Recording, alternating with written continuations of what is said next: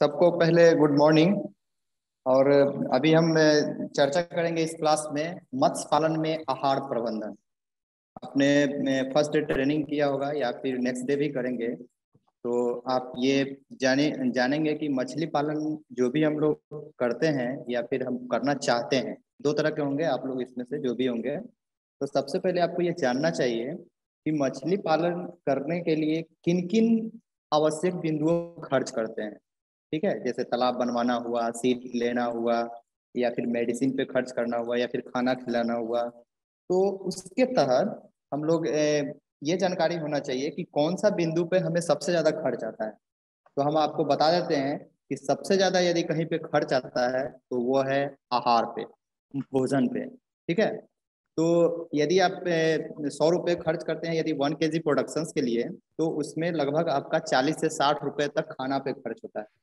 तो यदि हम इसका मैनेजमेंट अच्छे से कर ले तो हमारा प्रॉफिट बढ़ जाएगा। हमारा पर्पस क्या होता है? प्रॉफिट को बढ़ाना, यानी इनकम को बढ़ाना। तो इनकम तभी बढ़ेगा जब हमारा मैनेजमेंट अच्छे से होगा। तो मैनेजमेंट पॉइंट ऑफ व्यू से, या फिर हम बोल सकते हैं कि प्रॉफिट पॉइंट ऑफ व्यू से, कि यदि हम आहार का मैनेजमेंट अच्छे से करें। आहार मैनेजमेंट कहने का मतलब है कि कब देना है, कैसे देना है, क्यों देना है और कितना देना है। ठीक है ना?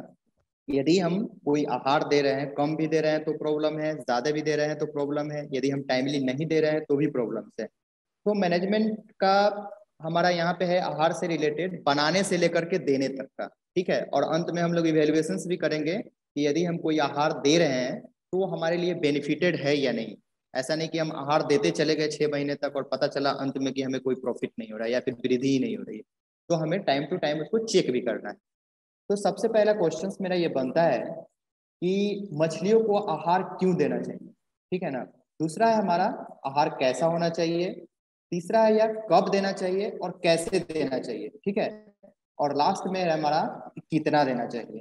ठीक है ना? तो सबसे पहले मछली को भोजन क्यों आवश्यक है। जैसे हम लोग अपने लिए खाना क्यों आवश्यक है, तो खाना क्यों आवश्यक है? ताकि हमारा विकास अच्छे से हो सके। तो मछली में भी सेम कंडीशन है। यदि हम खाना उसको नहीं देते हैं तो उसका विकास अच्छे से नहीं होगा। लेकिन आपका पर्पस क्या होता है? प्रॉफिट लेना, यानी कहने का मतलब है कि लाभ लेना। तो लाभ तो आपको तभी होगा जब मछली का विकास अच्छे से होगा। यदि मछली का विकास अच्छे से नहीं होगा तो लाभ नहीं होगा। अब विकास करने का मतलब ऐसा नहीं है कि 1 kg का मछली का प्रोडक्शन 6 महीना में होना चाहिए तो वो प्रोडक्शन होने लगे 2 साल में, तो वो प्रॉफिट का पार्ट्स नहीं हो गया, वो हमारा मैनेजमेंट नहीं हुआ। मैनेजमेंट करने का मतलब हुआ कि जो विकास 6 महीना में होना चाहिए उतना में उसका प्रोडक्शन होना चाहिए, या फिर कैसे हम उसको 6 के 5 में कर लेते हैं, जितना कम समय में कर लें, वो हमारा मैनेजमेंट हुआ। उसके बाद क्या है कि जो शरीर की जो गतिविधियां है वो सुचारू रूप से चलना चाहिए, उसके लिए भी चाहिए भोजन। नेक्स्ट है हमारा अच्छी पैदावार के लिए। यदि हम अच्छा प्रोडक्शन करना चाहते हैं, हम प्रॉफिटेबिलिटी चाहते हैं, हम उसका चाहते हैं कि पैदावार बहुत अच्छा हो, तो भी भोजन देना है। और लास्ट है हमारा स्वस्थ रहने के लिए।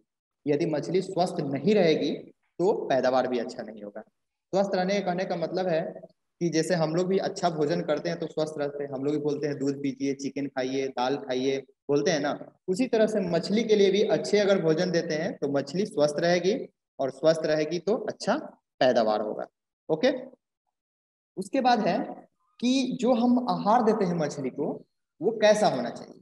कोई भी आहार अगर हम देते हैं या फिर हम लोग भी खाना खाते हैं या फिर किसी भी एनिमल की भी बात करेंगे, उसको भी हम लोग खाना खिलाते हैं, तो कैसा होना चाहिए। तो सबसे पहला कि कोई अगर हम लोग खाना खाते हैं तो कैसा चाहिए? टेस्टी होना चाहिए, यानी हमारे अनुरुचि के अनुरूप होना चाहिए। जैसे आपको चावल खाना पसंद है या फिर रोटी खाना पसंद है और आपको दे दिया जाए खिचड़ी, तो आपको पसंद नहीं आएगा, तो आप खा ही नहीं पाएंगे। तो जब आप खाना खाएंगे ही नहीं तो आपको ऊर्जा मिलेगी ही नहीं, तो फिर अच्छा पैदावार कहाँ से होगा? नहीं होगा। तो सबसे पहले हमको ये जानना होता है कि मछली के रुचि के अनुसार उसको आहार देना है, किस प्रकार का वो खाना एक्सेप्ट कर रही है। जैसे किसी को सरसों की खली पसंद है तो किसी को मूंगफली की खली पसंद है, किसी को राइस ब्रान पसंद है। पता चला किसी को राइस ब्रान पसंद है, आप सरसों की खली दे रहे हैं, वो खा ही नहीं रही है, तो प्रॉफिट कहाँ से होगा? प्रोडक्शन क्या बोलते हैं, वृद्धि कहाँ से होगी? नहीं हो पाएगी। दूसरा ये है कि यदि कोई खाना दे रहे हैं तो उसको मछली खानी चाहिए। यदि खाएगी नहीं तो वो क्या होगा? उससे भी उसका स्वास्थ्य में प्रोडक्ट प्रॉफिट नहीं, स्वास्थ्य उसमें बढ़ोतरी नहीं होगी, फिर उसमें ग्रोथ नहीं होगा। नेक्स्ट है हमारा कि जो आहार दे रहे हैं उसमें सभी के सभी पोषक तत्व उपलब्ध होना चाहिए। यदि वो पोषक तत्व उपलब्ध नहीं होंगे तो भी हमारे लिए वो बेनिफिशियल नहीं हो सकता है। उसके बाद जो आहार दे रहे हैं वो सुपाच्य होना चाहिए, पाचित होना चाहिए। यदि वो पाचन नहीं कर पाएगा तो भी उसके वृद्धि में हेल्प नहीं कर पाएगा। उसके बाद है कि जो आहार ऐसा होना चाहिए जो उसमें ऐसे ऐसे पोषक तत्व होना चाहिए जो मछलियों से रोग से बचाने वाला होना चाहिए। जैसे हम लोग बोलते हैं ना भाई कि दूध पीजिए, चिकन खाइए या फिर विटामिन मिनरल लीजिए ताकि स्वस्थ रहिएगा, रोग से इम्यूनिटी। जैसे अभी कोरोना वायरस नहीं आया हुआ है तो हम लोग क्या चर्चा करते हैं, हेल्दी फूड लेना है ताकि इम्यूनिटी इंक्रीज कर सके। नहीं, तो जिसकी इम्यूनिटी अच्छी होती है वो रोग से लड़ने की क्षमता उसकी ज्यादा अच्छा होता है और उसका प्रोडक्शन जो होता है, उसकी पैदावार जो होगा ज्यादा अच्छा होगा। उसके बाद है, जब हम तालाब की बात करते हैं जहाँ पे हम लोग मछली पालन करते हैं, तो उसमें हम लोग को वैसे खाना को देना है ताकि तालाब को गंदा नहीं करे। यदि तालाब को वो गंदा करेगा तो क्या होगा, हमारा प्रोडक्शन उतना नहीं हो पाएगा जितना होना चाहिए। साथ ही साथ हो सकता है कि उसमें बहुत तरह की बीमारियां आ जाए, हो सकता है कि बीमारी आ जाए तो मछली मरने लगे। तो हमको उस प्रकार का खाना देना है ताकि वो पानी को गंदा नहीं कर सके। यानी कहने का मतलब है कि पानी में प्रदूषण न करे और जो भी हानिकारक तत्व है वो उसमें नहीं हो। और सबसे और इम्पोर्टेंट किसान के लिए है ये कि खाना हमको वैसे देना है जो सस्ता होना चाहिए।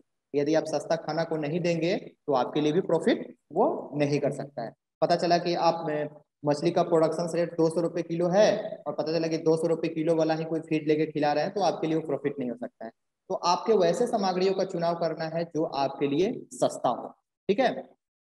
उसके बाद है कि यदि हम खाना की बात कर रहे थे, जब हम बता रहे थे कि उसमें पोषक तत्व उपलब्ध होना चाहिए सब का सब, तो पोषक तत्व में कहने का मतलब है कि जो पोषक तत्व है, जैसे पोषक तत्व है प्रोटीन, वसा, कार्बोहाइड्रेट, विटामिन, मिनरल, तो ये सारे के सारे पोषक तत्व मछली के लिए आवश्यक है। ये सारे के सारे हम लोग के लिए भी आवश्यक है, मछली के लिए भी सेम है। लेकिन जब मछली की बात करते हैं तो उसमें सबसे महत्वपूर्ण और सबसे इंपॉर्टेंट पोषक तत्व जो होता है वो प्रोटीन होता है। क्योंकि यहाँ पे प्रोटीन का रिलेशन डायरेक्टली किससे है, वृद्धि से है, विकास से है, ग्रोथ से है। जब हम ग्रोथ की बात करते हैं तो उसका डायरेक्ट संबंध हो जाता है प्रोटीन से। जिस मात्रा में प्रोटीन दिए जाएगी उसी मात्रा में उस मछली में विकास होगा। ऐसा नहीं है कि विटामिन, मिनरल्स और वसा का जरूरत नहीं है, इन सबों का जरूरत है। बट उसमें सबसे महत्वपूर्ण जो होता है वो प्रोटीन हो जाता है। इन द सेंस, एक तो हमारा वृद्धि और विकास के चलते, दूसरा होता है क्या है कि प्रोटीन जो होता है कॉस्ट्लियस होता है। और मछली जो होता है प्रोटीन जो होता है उसको आसानी से यूज करती है और ज्यादा उसको एफिशिएंटली यूज करती है। तो यदि प्रोटीन का अमाउंट घटता है खाने में या फिर बढ़ता है तो वो हमारे लिए नुकसानदायक हो सकता है। कैसे कैसे नुकसानदायक हो सकता है, प्रोटीन तो महंगा है, जैसे आप जाते हैं दाल खरीदने तो महंगा है कि नहीं। लेकिन वही चीज जैसे मान लीजिए कि क्या बोलते हैं, चावल खरीदने जाते हैं या फिर आटा खरीदने जाते हैं तो क्या है, वो सस्ता है क्योंकि दाल में क्या है, प्रोटीन है। तो प्रोटीन वाला जो सामग्री होगा वो महंगा होगा। तो सबसे ज्यादा हमको इस प्रोटीन के लेवल को ही मैनेजमेंट करना होगा। यदि 1%, 2% भी मैनेजमेंट कर लेते हैं तो हमारा प्रॉफिटेबिलिटी क्या होता है, बढ़ जाता है। और और क्या बोल सकते हैं कि यदि हम कम देते हैं तो भी ग्रोथ नहीं होगा, ज्यादा देंगे तो भी हमारे लिए नुकसानदायक हो सकता है। तो यदि हम चलते हैं किसी मछली को खाना देने या खाना खरीदने मार्केट से या फिर खाना बनाने की ही बात करते हैं, तो हमें ये ध्यान रखना होता है कि उसमें कितना परसेंट प्रोटीन होना चाहिए और कितना परसेंट हम प्रोटीन दे रहे हैं। यदि हमें उसकी जानकारी नहीं है तो सबसे पहले हमको उसकी जानकारी लेनी पड़ेगी। आप जहां से भी लीजिए, आपके पास जो भी रिसोर्सेस अवेलेबल है, या फिर हमारे यहाँ से लीजिए या फिर आपके नजदीकी जो डिपार्टमेंट्स के जो लोग हैं वहां से लीजिए, या फिर आप थोड़ा बहुत पढ़ाई कर सकते हैं तो आपके पास जो बुक है या फिर गूगल से वहां से सर्च करके आप इन्फॉर्मेशन लीजिए। फिर उसके अकॉर्डिंग टू उसका फीड बनाइए और या फिर फीड परचेज कीजिए, फिर दीजिए। ऐसा नहीं है कि आप ज्यादा प्रोटीन दे देंगे 50%, 60%, तो बहुत ज्यादा ग्रोथ होगा। ग्रोथ होगा बट आपके लिए नुकसानदायक है, क्योंकि अगर किसी को 30% चाहिए तो उसको 50% देने का कोई मतलब नहीं। ठीक है, तो ये ध्यान रखना है आपको प्रोटीन्स का। जब भी आप मार्केट में फीड खरीदने जाइएगा तो आप जरूर पूछिए कितना परसेंट प्रोटीन है, तो रोहू के लिए कितना परसेंट प्रोटीन चाहिए या फिर किसी भी स्पेसीज के लिए। अब चलिए, अब यदि आप कोई कल्चर कर रहे हैं, किसी तालाब में मछली का कल्चर कर रहे हैं, तो आपको किस प्रजाति की कल्चर करना है ये तो पता ही है। तो उसके अकॉर्डिंग टू आपको उसके पोषक तत्वों की आवश्यकता होती है। तो सबसे पहले आपको ये जानना होता है कि वो कौन सी प्रजाति है, क्योंकि ऐसा नहीं है कि एक ही प्रजाति में जितनी आवश्यकता है तो ये उतनी ही आवश्यकता है अलग अलग प्रजातियों में भी होती है, नहीं। अलग अलग प्रजातियों में अलग अलग पोषक तत्वों की आवश्यकता होती है। अब प्रजातियों की संख्या तो बहुत है, पूरे वर्ल्ड की बात कीजिएगा तो 25,000 मछलियों की प्रजातियां है, तो सबका सब याद करना जरूरत नहीं है, सबकी सब जानकारी नहीं होता। हाँ, आप जिसका पालन करने जा रहे हैं तो आपको ये जानकारी होनी चाहिए कि कौन सी मछली का हम पालन करने जा रहे हैं और उसकी आयु क्या है। ठीक है, आयु कहने का सेंस है कि अलग अलग अवस्थाओं में अलग अलग पोषक तत्वों की आवश्यकता होती है। ठीक है ना, जैसे बच्चे हैं या फिर हम लोग एडल्ट हैं या फिर बूढ़े हैं, हम लोग में भी बात कीजिएगा तो बच्चे में पोषक तत्वों की आवश्यकता ज्यादा होती है तुलना में किसके, एडल्ट और जो बूढ़े होते हैं उनके। क्यों होते हैं ऐसा? क्योंकि जो बच्चे होते हैं या फिर जो छोटी मछली होती है उसमें विकास ज्यादा तेजी से होती है, तो ज्यादा तेजी से जब विकास होगी तो उसको पोषक तत्वों की आवश्यकता ज्यादा होगी। उसके साइज पर भी निर्भर करता है, यदि कोई 1 किलो की मछली है, कोई 200 ग्राम की मछली है या फिर 500 ग्राम की मछली है, तो सब में अलग अलग पोषक तत्वों की आवश्यकता होती है। तीसरा बात यह है कि वो किस प्रकार का खाना पसंद करती है, वो शाकाहारी पसंद करती है या फिर मांसाहारी पसंद करती है। तो जनरली जो मांसाहारी मछलियां होती है उसमें ज्यादा प्रोटीन की आवश्यकता होती है। जैसे आप क्लेरियस मांगो वगैरह की बात कीजिएगा फिर सिंगी वगैरह के, तो उसमें लगभग 50% प्रोटीन की आवश्यकता होती है। लेकिन यही हम लोग यदि क्या बोलते हैं, रोहू की बात करते हैं या फिर कतला की बात करते हैं या फिर मृगल की बात करते हैं, तो उसमें 30% 35% प्रोटीन से ही काम चल जाता है। तो ये डिपेंड्स करता है कि वो मछली किस प्रजाति की है, वो मछली की आयु क्या है, उसका आकार क्या है, उसके खाने की आदत क्या है, तो इस पर भी निर्भर करती है। तो आपको इन सब का इंफॉर्मेशन लेकर के तभी आप चलेंगे उसमें भोजन का मैनेजमेंट करने, या फिर कितना प्रोटीन देना है या फिर नहीं देना है। हम आहार की बात करते हैं तो जब हम तालाब में कल्चर करते हैं तो वहां पे मुख्यतः 2 प्रकार की आहार उपलब्ध होती है, या फिर आप तो देते हैं या फिर वहां पे प्रोडक्शन कर सकते हैं। एक तो हमारा होता है प्राकृतिक आहार और दूसरा हमारा होता है कृत्रिम आहार। ठीक है, प्राकृतिक आहार कहने का मतलब है कि जैसे तालाब में आप देखिएगा कि हरे हरे शैवाल उग जाते हैं, प्लावक जिसको बोल रहे हैं, या फिर छोटे छोटे कीड़े आ जाते हैं। कभी कभी हम उन कीड़ों को नहीं देख पाते हैं आंखों से, तो हम माइक्रोस्कोप में देख सकते हैं, लेकिन उसको हम लोग बोलते हैं प्राकृतिक आहार। लेकिन अगर किसी किसी तालाब में वो प्लावक नहीं आ रही है तो आपको मछली का उत्पादन करना है तो क्या करते हैं आप कृत्रिम आहार, यानी कहने का मतलब है जो कमर्शियल फीड है, जो मार्केट में अवेलेबल है, जिसको कंपनी बनाकर बेच रही है, उसको हम लोग खरीदते हैं। ठीक है ना, तो जो प्राकृतिक आहार होती है वो कैसे बढ़ता है, तो कहने का मतलब है कि वो बढ़ता है, वो बढ़ता कैसे है, तो उसमें हम लोग उर्वरक देते हैं। उर्वरक कहने का मतलब है कि जैसे गोबर, वो भी एक उर्वरक है, या फिर यूरिया हम लोग डालते हैं, या फिर अमोनियम सल्फेट डालते हैं, या फिर कैल्शियम अमोनियम नाइट्रेट डालते हैं। तो इन सबों को देने से क्या होता है, क्योंकि इन सब में पोषक तत्व है, और जब नए तालाब बनाते हैं तो उस समय हम जरूर ही देते हैं, क्योंकि उस समय पोषक तत्वों की कमी रहती है। तो हम लोग क्या करते हैं कि उस समय या तो गोबर वगैरह का डोज देते हैं, या फिर अमोनियम सल्फेट्स या फिर यूरिया, जो उसका डोज रिकमेंडेड है उसके अकॉर्डिंग टू हम लोग उसमें सप्लाई करते हैं, ताकि उसमें प्राकृतिक आहार क्या हो सके, उत्पन्न हो सके। ठीक है, और प्राकृतिक आहार उत्पन्न होगी तो मछली के लिए ये ज्यादा फायदेमंद है, क्योंकि मछली इसको बहुत अच्छे से खाती है और इसमें पोषक तत्वों की उपलब्धता रहती है जितना उन लोग को चाहिए। दूसरा क्या है, यदि किसी तालाब में पोषक तत्वों की कमी है तो वहां तो प्राकृतिक आहार उत्पन्न नहीं होगा। तो क्या कीजिएगा आप क्या कीजिएगा, या तो आप अपने खुद से तालाब पर खाना बना के दे सकते हैं, यदि आप खुद से बना सकते हैं तो ठीक है, नहीं यदि बना सकते हैं तो क्या कीजिएगा कि मार्केट में आपको जितना प्रोटीन लेवल का खाना चाहिए उस प्रोटीन लेवल का खाना को लीजिए और फिर आप फिश को दीजिए। कभी कभी होता क्या है कि हमारे तालाब में खाना उत्पन्न होती है लेकिन जितनी होनी चाहिए उतनी नहीं हो पाती है, तो क्या करेंगे आप क्या करेंगे कि थोड़ा तो हो रही है, थोड़ा हम लोग सप्लीमेंट करेंगे, यानी उसको बोलते हैं सप्लीमेंट्री फीडिंग। यानी थोड़ा सा तालाब में हो रहा है, थोड़ा सा और दे रहे हैं, तो हमारा क्या हो रहा है, जितना उसको खाना चाहिए वो फुलफिल हो जा रहा है, ताकि उसमें जितने भी पोषक तत्वों की मात्रा होगी उपलब्ध होगी और मछली के हमारा उत्पादन की बढ़ोतरी होगी। क्लियरली, तो कभी कभी तालाब को देख करके हम लोग बता सकते हैं कि इस तालाब में खाना है कि नहीं। जैसे कि पानी का रंग हरापन हो हल्का, तो क्या बोलते हैं कि उसमें शैवाल है और मछली के लिए वो बेहतर फूड माना जाता है। जब हम संपूरक आहार की बात करते हैं तो कहने का मतलब है कि जो भी उसको पोषक तत्व चाहिए वो सारे के सारे पोषक तत्व उपलब्ध हो, उसी को संपूरक, यानी कहने का मतलब है कि जो हमारा कमर्शियल फीड है जो मार्केट में उपलब्ध है उसको हम लोग बोल सकते हैं कि ये संपूरक आहार है। यानी या फिर आप खुद से जो बना रहे हैं, आपको जितना रिक्वायरमेंट है उसमें आप क्या करते हैं कि उसके अकॉर्डिंग टू बनाते हैं, जो भी मिनरल चाहिए, जो विटामिन चाहिए, या फिर जो भी इंग्रेडिएंट मिलाकर बनाते हैं एक रेशियो में, दैट इज द संपूरक आहार। अब हम बात करते हैं कि जब आहार की बात कीजिएगा तो आहार में क्या होता है कि हम बता रहे हैं कि जब हम आयु की बात कर रहे थे तो हम बता रहे थे कि जो छोटी मछलियां होती है पौना अंगुलिकाएं, उसमें पोषक जो प्रोटीन का लेवल होता है उसमें ज्यादा होता है, ज्यादा देना होता है। क्यों देना होता है? क्योंकि उसमें विकास ज्यादा हो रहा है। लेकिन जैसे जैसे मछलियों की अवस्थाएं बढ़ती जा रही है, देखिए उसमें पोषक प्रोटीन का लेवल जो होता है हम लोग कम करते जाते हैं। यानी जो छोटी मछली है, जो अंगुलिकाएं हैं, उसमें प्रोटीन का परसेंटेज हम लोग देते हैं 40 से 45%। एक जनरल है, ये फिक्स नहीं है, लेकिन ऑन एन एवरेज की बता रहे हैं।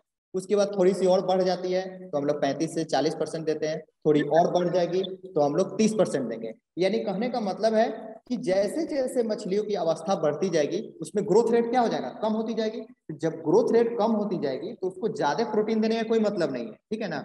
जैसे जैसे ग्रोथ होती जाएगी, जो सेचुरेशन होते, जैसे हम लोग की ही बात कीजिएगा, हम लोग एडल्ट हो जाते हैं तो हमारी तो ग्रोथ रेट कम हो जाती है, तो उसमें पोषक तत्व थोड़ा कम भी दीजिएगा तो चलेगा। लेकिन एक बच्चा है, यदि हम उसको अच्छे से पोषक तत्व की मात्रा नहीं देते हैं तो उसमें देखिए क्या होगा, उसका विकास अच्छे से नहीं होता है, वो बौना हो जाएगा, दुबला पतला रहेगा, वो कमजोर रहेगा, उसकी इम्यूनिटी खराब रहेगी। तो ये ध्यान रखना है कि जब भी छोटी मछली होगी तो उसमें पोषक तत्वों की मात्रा को पूर्ण रूपेण देना है ताकि उसका विकास अच्छे से हो सके और स्वस्थ रह सके। ओके, अब देखिए, जब हम आहार बनाने की बात करते हैं तो हमने एक बोला है कि आप तो एक कॉमर्शियल खरीद सकते हैं, दूसरा आप क्या कर सकते हैं, तालाब पे बना सकते हैं। तो जब यदि आपको सपोज दैट बनाना पड़े, आपको तालाब पर बनाना पड़े, तो आपको किन किन प्रकार की जानकारी होनी चाहिए। तो सबसे पहले ये जानकारी होना चाहिए कि आपके पास आसपास में कौन कौन सी सामग्री उपलब्ध है जिसके द्वारा आप खाना बना सकते हैं। यदि आपको उन सब सामग्रियों के बारे में जानकारी, तो कौन सी जानकारी, एक तो उनके पोषक तत्वों के बारे में जानकारी होनी चाहिए। यदि पोषक तत्वों के बारे में जानकारी नहीं होगी तो आप खाना कैसे बनाइएगा, नहीं बना पाइएगा। क्योंकि मछली को तो किसी न किसी फिक्स रेशियो में प्रोटीन या लिपिड या क्या बोल सकते हैं कार्बोहाइड्रेट देना है। तो यदि आपके पास लोकली, देखिए ये मुख्यतः चावल की भूसी, गेहूं की भूसी, सोयाबीन, मक्का, जौ, मूंगफली, ये सब हमारे बिहार में ये सब यूज होते हैं, ठीक है। तो इन सब के बारे में जानकारी होनी चाहिए। क्या जानकारी होनी चाहिए? तो कम से कम एटलीस्ट प्रोटीन और वसा के बारे में तो जरूर जानकारी होना चाहिए। क्योंकि हमने पहले भी बोला है कि यदि मछली को खाना देना है तो हमें उससे कितना परसेंट प्रोटीन रिक्वायरमेंट है वो हमें पता होना चाहिए। यदि हमें पता होगा तो हमारा भोजन का प्रबंधन अच्छे से हो सकता है। तो चलिए, यदि आपको पता हो गया कि हमको उसमें कितना परसेंट प्रोटीन चाहिए, तो और हमारे पास ये भी उपलब्ध है कि ये सामग्री है, तो आपको चयन करना है कि कौन सी सामग्री से आपको खाना बनाना है। यदि आपको, जैसे मान लीजिए कि आपको चावल की भूसी से बनाना है, सोयाबीन से बनाना है या फिर मूंगफली की से बनाना है, तो आपको ये पता होना चाहिए ना कि चावल की भूसी में कितना परसेंट प्रोटीन होता है, मूंगफली में कितना परसेंट होता है, सोयाबीन मिल में कितना परसेंट भी हो, अलग अलग हो सकता है।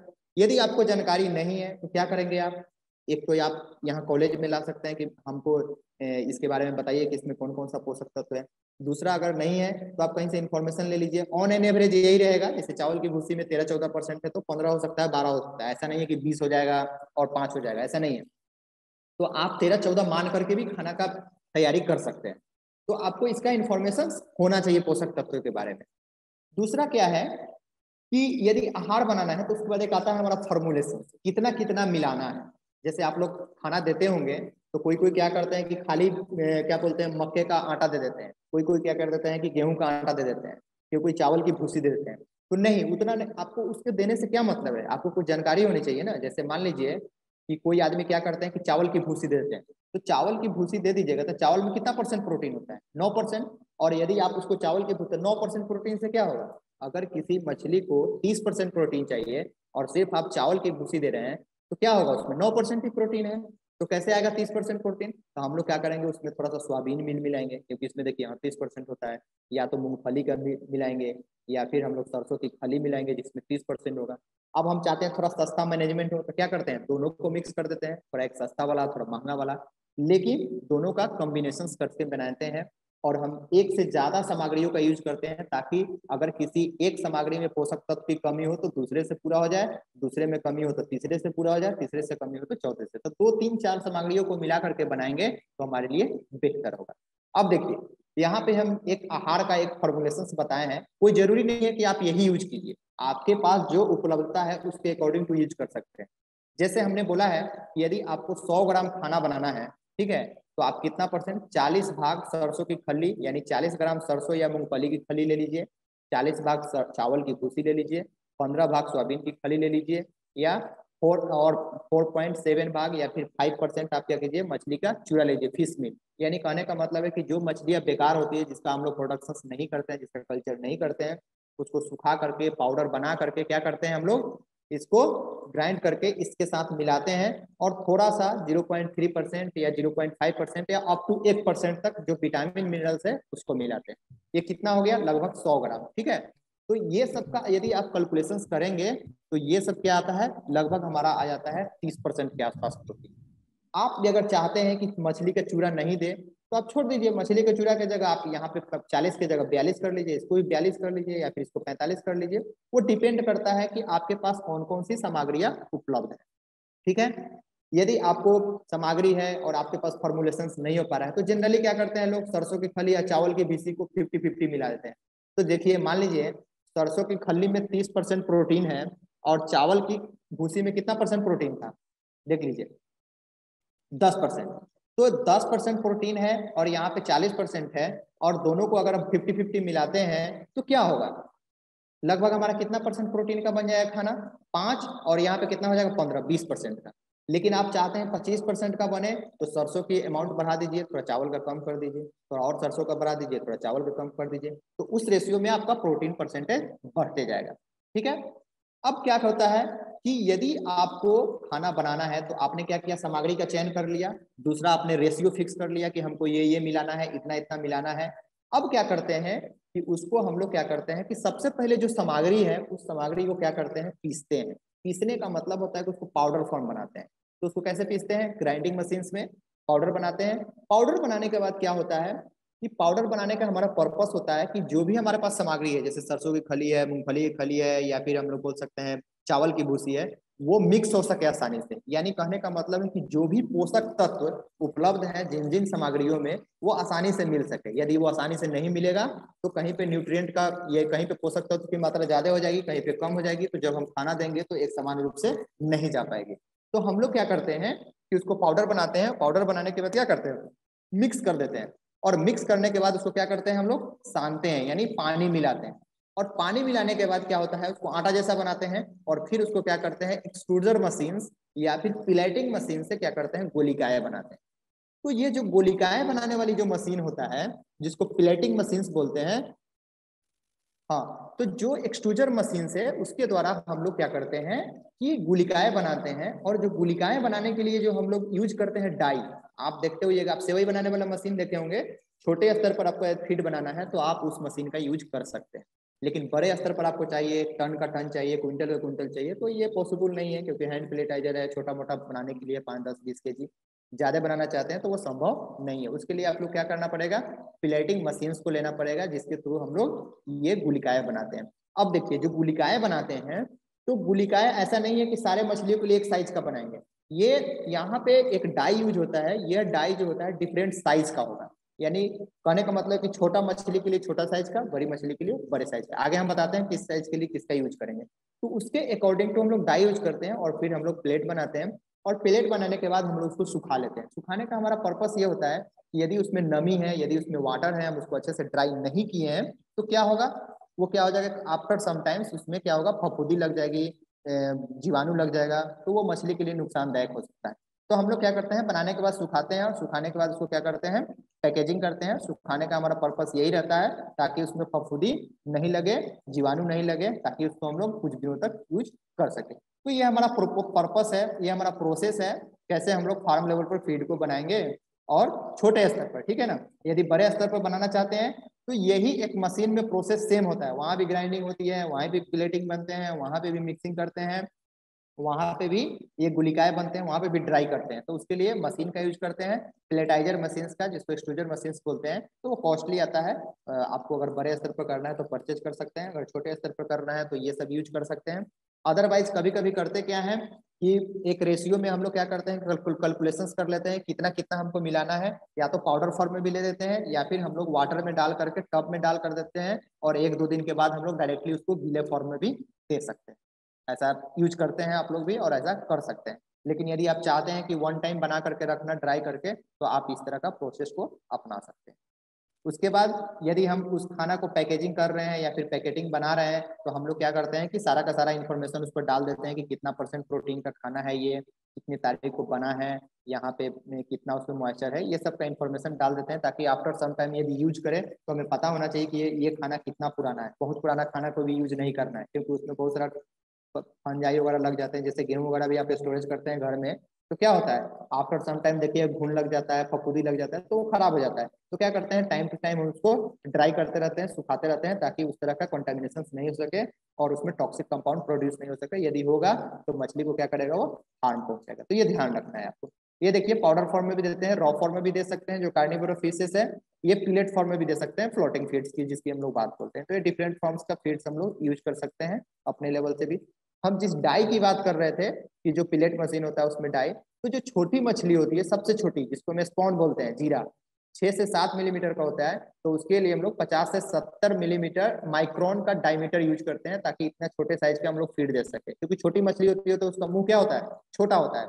यदि हम उसको क्या बोल सकते हैं, यदि हम लोग बड़े साइज का फीड दे देंगे या फिर बड़े साइज का हम लोग डाई का यूज कर लेंगे तो बड़ा साइज का फीड बन जाएगा। तो बड़े साइज का यदि फीड बनेगा तो उसको एक्सेप्ट नहीं कर पाएगी, तो हम लोग क्या करते हैं उसके लिए छोटे साइज का डाई को यूज करते हैं। थोड़ा उससे बड़ा हो जाएगा यानी 14 से 25 मिलीमीटर साइज का मछली, तो यदि यानी कह सकते हैं कि 0.5 ग्राम से 0.75 ग्राम, तो उसके लिए 0.8 मिलीमीटर डायमीटर का डाई को यूज करते हैं। उसके बाद जब फिंगरलिंग की बात करेंगे यानी 40 मिलीमीटर से अधिक यानी 1 से 20 ग्राम की बात करेंगे तो उससे 1.2 से 2 मिलीमीटर डाई का हम लोग यूज करते हैं, डायमीटर्स, ताकि हम लोग उसको आसानी से क्या सके मछली एक्सेप्ट कर सके। उसके बाद हम बेस्ट की बात करते हैं तो बेस्ट में मोर देन 4 मिलीमीटर का यूज कर सकते हैं, लेकिन ये हमेशा ध्यान रखिएगा कि जो छोटी मछली है उसके लिए मोर देन 4 मिलीमीटर डाई का यूज नहीं करेंगे, क्योंकि अगर यूज करते हैं तो वो मछली का मुंह छोटा होता है, वो फीड को एक्सेप्ट नहीं करेगी, तो आपके बनाने का कोई मकसद नहीं है, कोई फायदा नहीं है यदि आप उसको दे रहे हैं तो। ठीक है, तो ये ध्यान रखिएगा आप। उसके बाद यदि हम खाना बना रहे हैं तो खाना बनाने का मतलब है कि खाना बनाने का मतलब है कि खाना तो हम बना लिए जिस रेशियो में हमको चाहिए। यदि आप नहीं यदि आप बना लिए हैं तो बनाने के बाद खाना को देने पर भी नियंत्रण होना चाहिए। जैसे हमने खाना बना लिया है और खाना बनाने के बाद यदि हम खाना को सही से नहीं क्या बोलते हैं खिला पा रहे हैं तो भी हमारा वेस्टेज है। तो क्या करना है उसके लिए कि हमको एक फिक्स अनुपात में मछली के लिए फिक्स कर लेना है कि कितना हमको खाना देना है। तो कैसे फिक्स करना है हम बताते हैं अभी। तो हमको एक रेशियो में, जैसे आपको मान लेते हैं कि खाना 4 रोटी खाते हैं, अभी 5 रोटी खाते हैं, यदि आपको 10 रोटी दे दिए तो क्या होगा, वेस्टेज होगा। तो आप एक रेशियो को फिक्स करते हैं कि आप कितना खाते हैं, ठीक है ना, या फिर कितना आप खाना दे रहे हैं या फिर मछली कितना खाना एक्सेप्ट कर रही है, उसके अकॉर्डिंग टू फिक्स करते हैं। उसके बाद है भोजन को न ज्यादा देना है न कम देना है। यानी कहने का मतलब है कि यदि भोजन 10 ग्राम चाहिए या फिर 5 ग्राम चाहिए या 2 ग्राम चाहिए तो क्या करना है कि हमको भोजन उसी रेशियो में देना है। यदि हम ज्यादा दे रहे हैं तो वेस्टेज है, कम दे रहे हैं तो उसको जितना होना चाहिए उतना नहीं हो पाएगा। उसके बाद क्या है कि जो भोजन दे रहे हैं उसको प्रतिदिन एक ही समय पर देना है। ऐसा नहीं कि कभी 9 बजे दे दीजिए, कभी 8 बजे दे दीजिए, कभी 3 बजे दे दीजिए, ऐसा नहीं है। टाइम को अपनाना है। आप लोग भी खाना खाते हैं तो एक टाइमली खाते हैं, 8 बजे नाश्ता करते हैं, 1 बजे लंच करते हैं, रात को डिनर करते हैं, शाम में, तो उसी अनुसार एक फिक्स टाइम पे देना है। टाइम को चेंज नहीं करना है। कभी कदार हो जाए तो अलग बात है, बट एक फिक्स टाइम पे ही देना है। टाइम को चेंज नहीं करना है, एक फिक्स रेशियो में देना है, न ज्यादा देना है न कम देना है। और लास्ट हमारा बचता है भोजन देने का तरीका।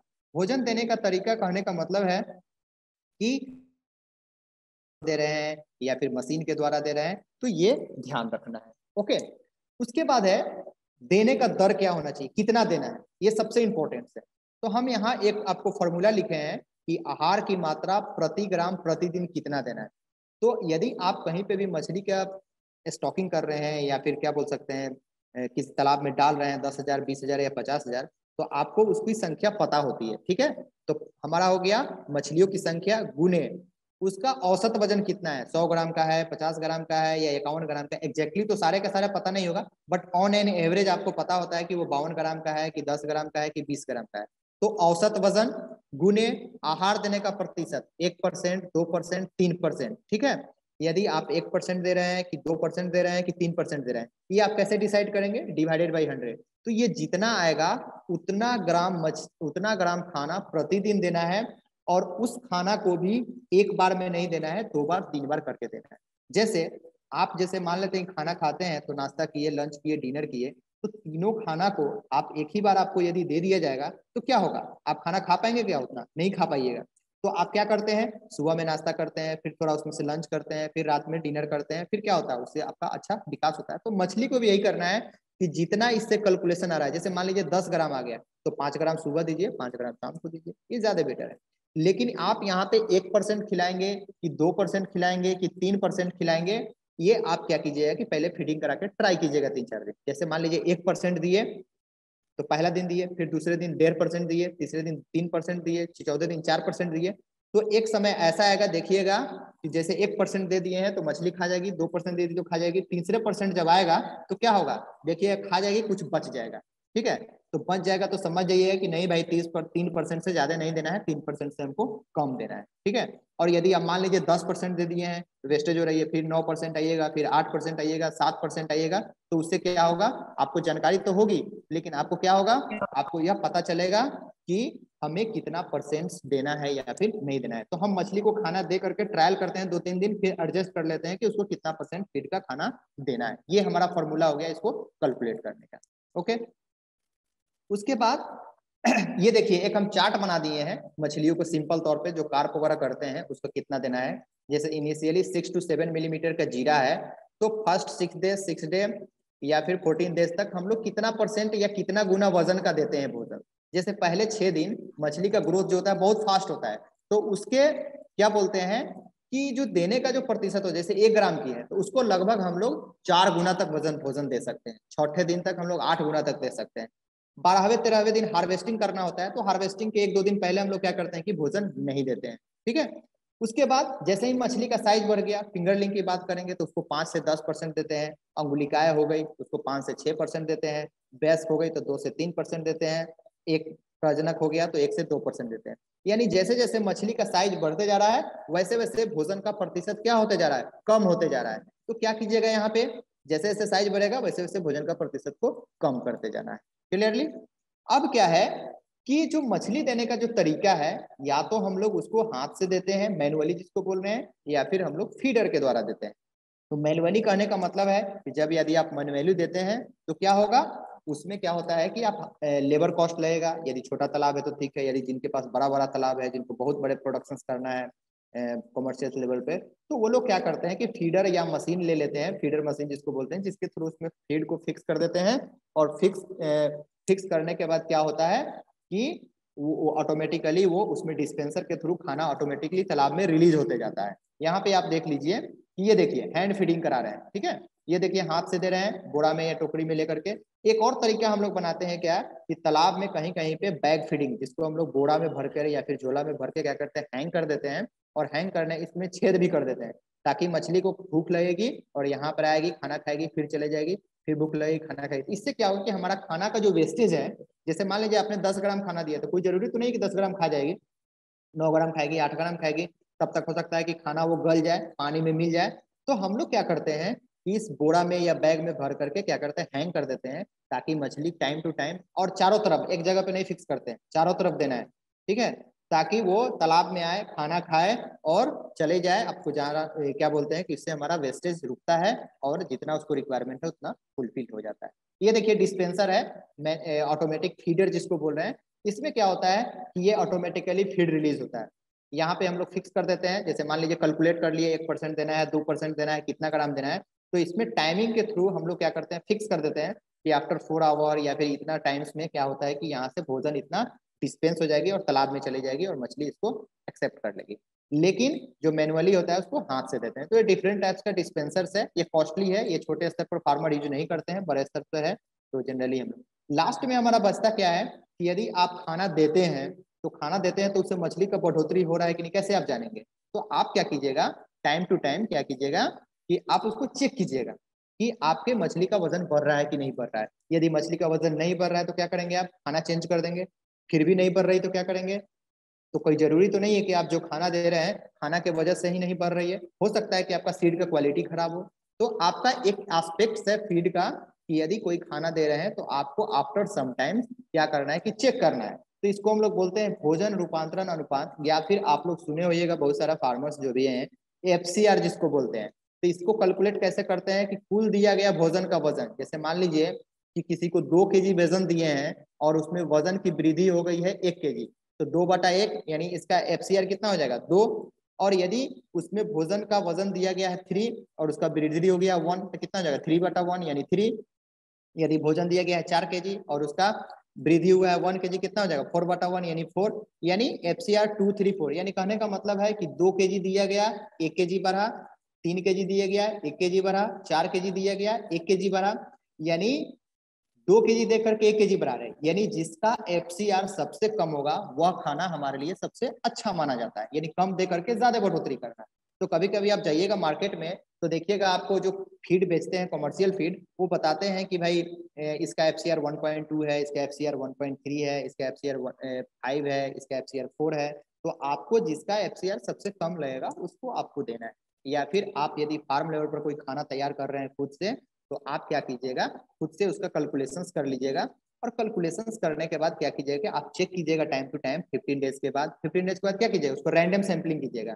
आप कुछ मछली को उठाइएगा, फिर उसका वजन लीजिएगा, वजन लेने के बाद क्या कीजिएगा कि उसको चेक कीजिएगा कि उसका FCR कितना आ रहा है। यदि FCR आपका आ रहा है तो आप समझिएगा कि आप FCR कम आ रहा है तो समझिएगा ठीक है, FCR बहुत ज्यादा आ रहा है मतलब समझिएगा कि आपका भोजन सही नहीं है, तो आप चेंज कीजिएगा या फिर कोई नया बनाइएगा। तो ये आपका हो गया भोजन का मूल्यांकन। तो ये है आपका डिफरेंट एस्पेक्ट से क्या बोल सकते हैं कि भोजन का प्रबंधन, जहां पे आपको भोजन बनाने से लेकर के भोजन देने तक का नियंत्रण होना चाहिए। यदि आप ये सब एस्पेक्ट्स को अपनाते हैं तो आपको प्रॉफिट में बढ़ोतरी होगी, क्योंकि हम आपको पहले भी बताए हैं कि जो भी हम लोग खर्च करते हैं मछली पालन करने में, वहां पे सबसे ज्यादा जो खर्च आता है वह आता है भोजन में, लगभग 60%। यानी कहने का मतलब है यदि 1 केजी प्रोडक्शन करने में 100 रुपया खर्च होता है तो लगभग 40 से 60 रुपए तक भोजन पर खर्च होता है। और इसका अगर मैनेजमेंट कर लेते हैं, यदि मान लीजिए कि 60 की जगह 40 हो गया तो 20% 20 रुपया प्रॉफिट हो गया ना, तो आपको यहाँ पे मैनेजमेंट करना है। ओके।